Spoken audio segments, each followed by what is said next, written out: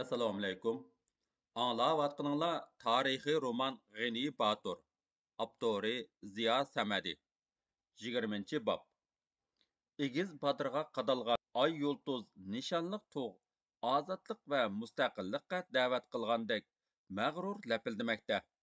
Bu tug' ozodlik tug'i Sharqiy Turkiston Jumhuriyati vaqtliq inqilobiy hukumatining davlat bayrog'i 1944 yılı 12 noyabrda təsis etilgan vaqtliq inqilobiy hukumat tarafidan e'lon qilingan 10 moddalik programmada Sharqiy Turkistonda yashovchi xalqlarning milliy birligi va tengligi asosida ozod, mustaqil jumhuriyat qurish, Sovetlar ittifoqi bilan do'stlik munosabat o'rnatish, sanoat, yeziligini taraqqiy etkizish, madaniy ma'rif, sahya ishlarini rivojlantirish, xalq farovonligini ta'min etish, milliy qo'shin tashkil etish qatorliq xalqning jonijon ehtiyojiga va davr talbiga muvofiq hayotiy ahamiyatlik masalalar qayd qilingan. Garchi inqilobning birinchi bosqichida rahbarlik ustunligini zimindor, feodal burjuaziya va diniy mutaassiblar egallab, tashkiliy va g'oyaviy masalalarda ma'lum darajada salbiy ta'sir yetkazgan bo'lsa-mu, lekin keyinroq ilg'or kuchlar ularni yugallab, rahbarlik o'rinlaridan chetlashtirdi va demokratik yuksalishlar ro'y berdiki, bu intayin murakkab ichki mujodala beshida Ahmadjon Qosimiy, Rahimjon Sabiriy, Abdukarim Abbosov, Dalalqon Sugurbayev, G'ani Batur va ularning fikrdoshlari turgan va Sharqiy Turkistonda mustaqil Uyg'ur davlati qurishdek ulug' maqsadlar uchun kurashgan edi. Vaqtliq inqilobiy hukumatning 8 millatdan tarkib topgan hukumat a'zolari ichida G'ani Batur Mehmet Baqi o'g'limi bor.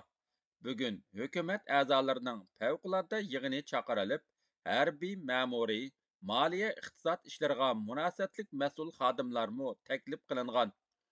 G'ani Baturga maxsus kolyaska avatilgan bo'lsa-mu, u bu narsanga tushsam ichim pushidi deganni qilib, olma gullik ko'k arg'amoqqa mindi. Keyingi kunlarda Oq Yo'ltay nomini olgan ola otni o'qirga bog'lab beqib, dam ilishga chiqarib qo'ygan edi.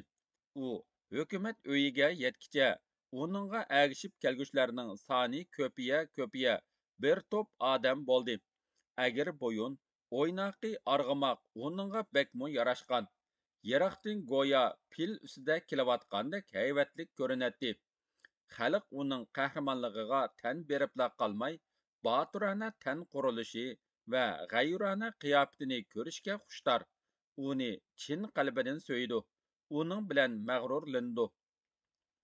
Amdi dedi hukumat uyi oldiga yetganda etini to'xtatgan G'ani Batur.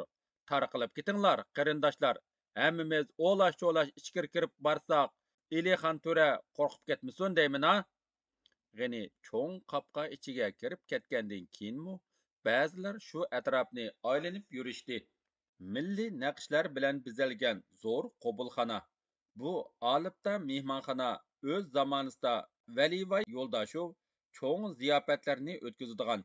Davrdan davrga qo'ldan qo'lga o'tib kelgan bu bino oxiri o'z varisining qo'liga o'tib, muhim ishlar uchun foydalanilmoqda.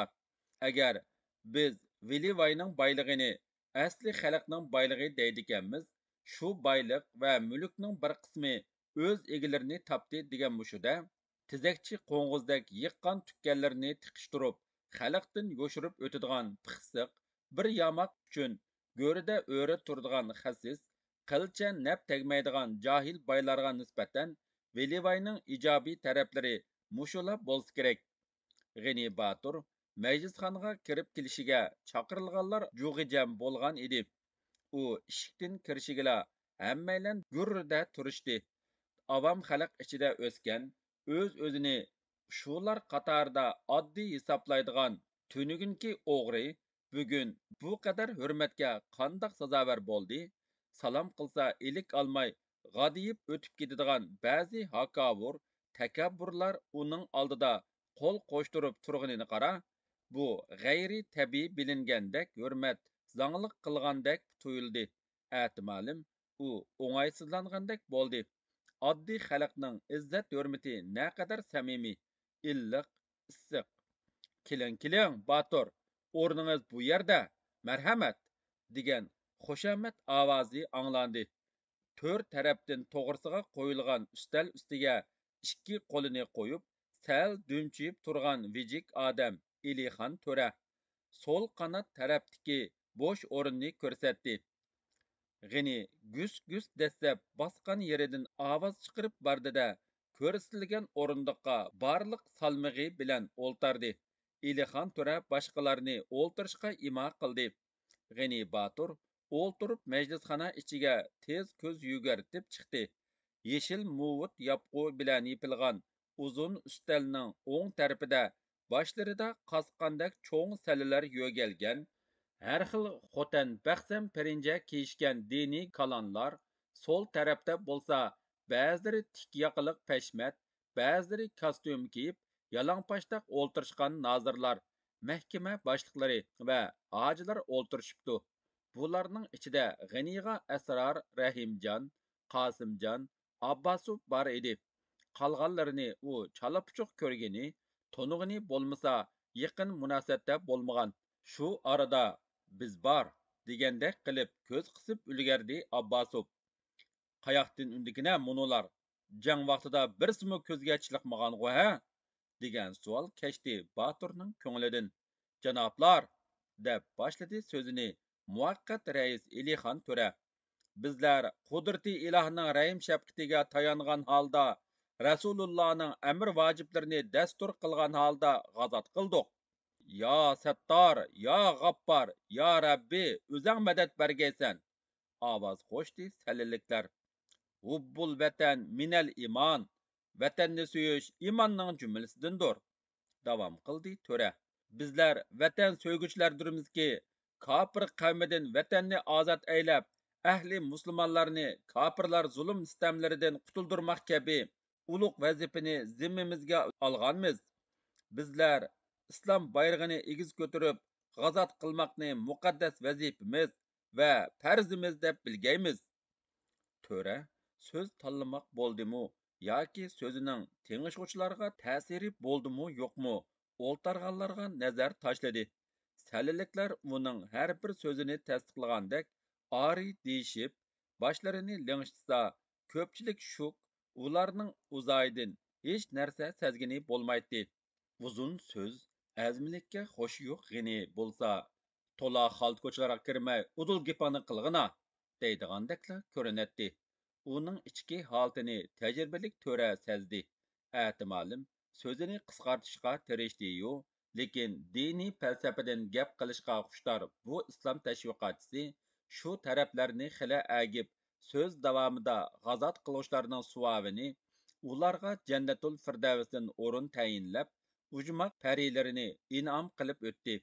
G'ini Batur bu oraliqda necha qitim unlik yo'taldi. Agar Rahimjon, Qosimjonlar jim degandek ig'izlarini tutib sharat qilishmasa, u bo'larmikin taqsir davatishi turgan gap. Bizning, dedi so'zini xuloslamoq bo'lgan To'ra, G'iniga bir qarab olib, bizning ishimiz haq. Oz vaqt ichida zo'r g'alabalarga erishdik. Ozodlik ko'rishimiz jarayonida ko'pgina jasur o'g'il qizlarimizning donqi chiqdilar. Shu qahramonlarimizning eng sardori G'ini Batur ekanligini biz ham, xalqimiz ham e'tirof qildilar. G'ini Batur bizning g'alaba tug'imiz bo'lib qoldi. To'riga luqma soldi Sabri.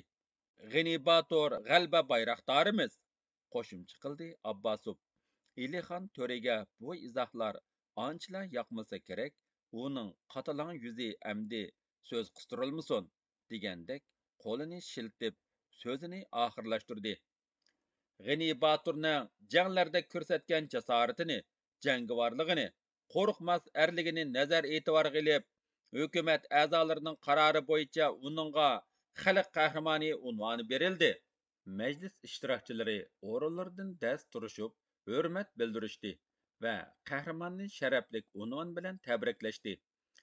Mas'ul kotib farmonni o'qig'aysiz, dedi chavak olqishlar beslagandan keyin muvaqqat rais Abdurauf Mahsum G'ini Baturga xalq qahramoni unvonini berish to'g'riliq Farmonni o'qib bergandan keyin rais G'ani Baturning ko'ksiga qahramonlik ordenini qadab qo'ydi.